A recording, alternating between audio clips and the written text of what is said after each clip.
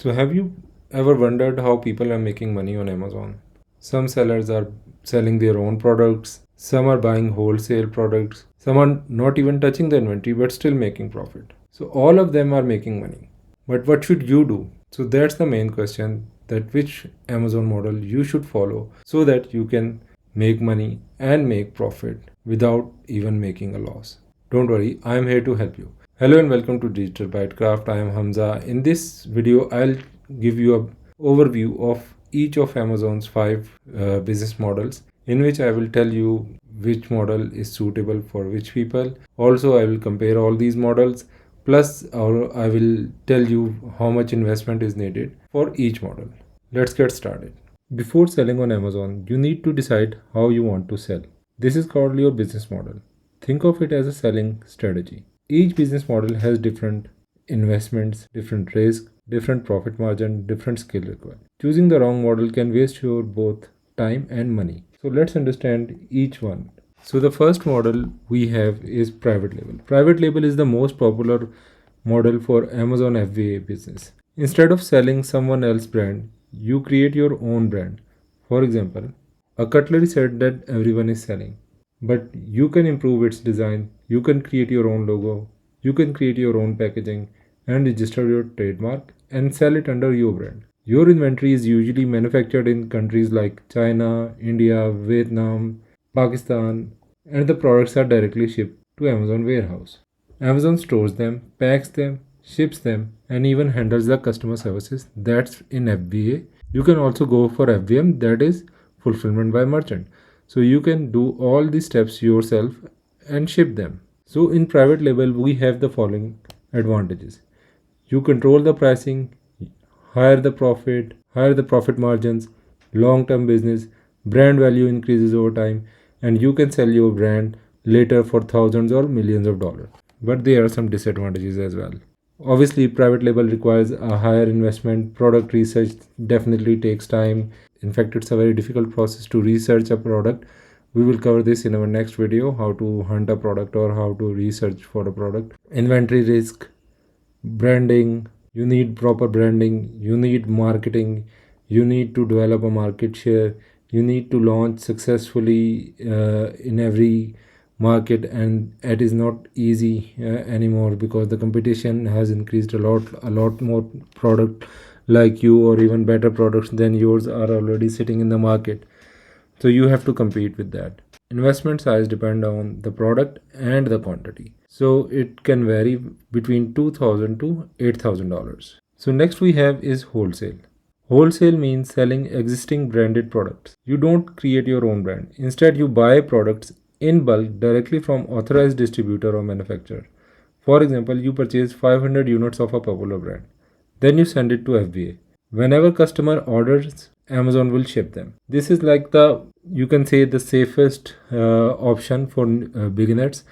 Advantages in it are you have a lower risk than private label. Customer already know the brand. No need to create separate packaging. No need to launch the product. Sales start much faster. Whereas the disadvantages are lower profit margins. Competition is high. Buy box competition is also there. So buy box competition is that there are other sellers selling the same product. They could be selling it at a lower rate than yours. So in order to get the buy box, your listing price must be competitive. Brand may stop working with sellers, and you need invoices from authorized suppliers. If we talk about estimated investment, it is usually between 1,000 to 5,000 in the start dollars, depending on the supplier and the minimum order quantity.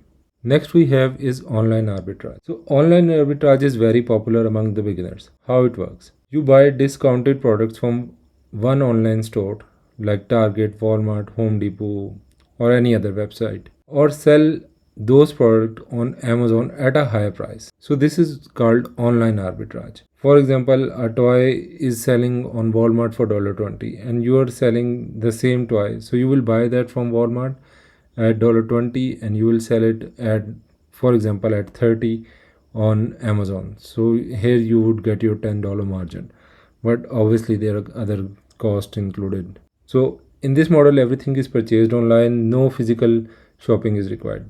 Advantages are lower investment, easy to start, no supplier relationship is needed, and we can start even with a few products. In the disadvantages in this model is finding profitable deals can be time consuming, prices change quickly, product can go out of stock, whereas profit margins aren't always stable. So investment needed in it, you can start as low as 300 to any limit like 1000 or even 1000 is enough to start. Now, this next model is similar to our online arbitrage. The only difference is instead of buying online, you go physically to different stores and find the discounted products. So, this is called the retail arbitrage. For example, you visit different stores and buy in bulk or in discount from them, and then you sell at your Amazon seller app. If it is selling on Amazon at a higher price, you will make profit. Advantages again, same, very low investment, great for learning Amazon, fast to start. Disadvantages are time consuming, need to visit store, inventory is inconsistent, hard to scale into a large business. Investment again from 200 to 1000 can be enough for this. Now coming to a popular model, which is dropshipping. Dropshipping works differently. You don't keep inventory. Instead, a customer orders from Amazon and you receive the order. Then you purchase that product from a supplier. The supplier ships directly to customer. So isn't that sound amazing? Like you are not even touching the product and you are getting profit out of it. So this is called dropshipping. But here are some problems. Amazon has strict dropshipping policy. For example, you must be a seller of record. Your supplier cannot include their branding or invoicing. Otherwise, your account can be suspended. Many beginners confuse retail dropshipping with Amazon approved dropshipping, so you have to be very careful because if you would not follow the policies, your account would be suspended. So, advantages are that it is low investment, no inventory, no warehouse, but disadvantages are it is very risky if policy is not followed, lower profit margins, shipping delays, inventory issues, customer complaints. Now, after explaining each model briefly, I will just compare them so you can have an idea of which model do you want to follow for your business. So you see here that in private label, investment is high, risk is medium, profit is high, and it is beginner friendly to some extent.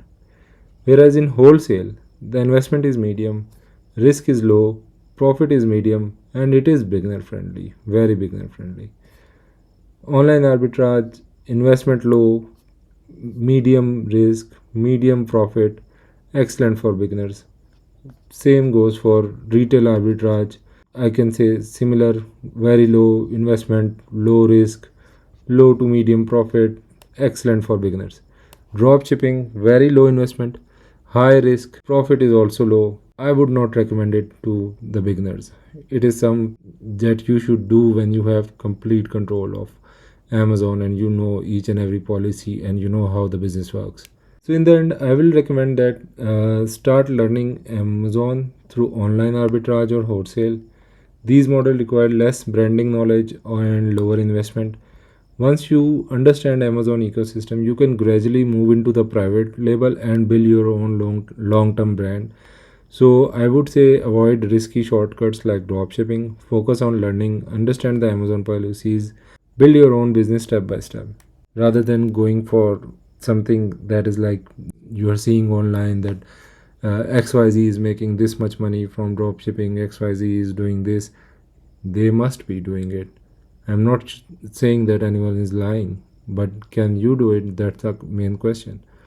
So first, I would say to the beginners, always start with wholesale or arbitrage. So you don't have to take this much of a risk in the start.